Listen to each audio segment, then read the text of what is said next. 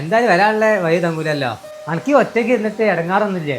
എത്തടങ്ങേറും മമ്മീസേ. കൈകനെ പോലെ പറഞ്ഞാലും നക്ഷത്രങ്ങൾക്കിടയിൽ കൂട് കൂട്ടിയാലോ ഒന്ന് താഴത്തേക്ക് മുകണം. അപ്പോഴേ നമുക്ക് അറിയാൻ പറ്റുള്ളൂ ആരൊക്കെ നമ്മളെ കൂടെ ഉണ്ടാവും എന്നുള്ളത്.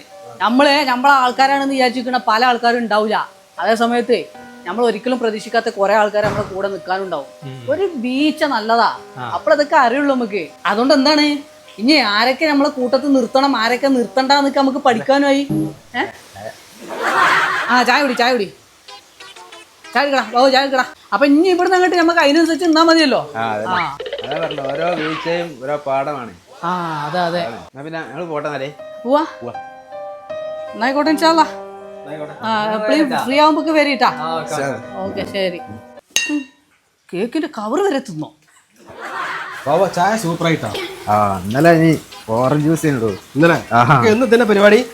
എല്ലാതൊന്നും ഒരു മുറുക്ക് വെള്ളം വരൊന്നും കിട്ടൂലടി. വണ്ടി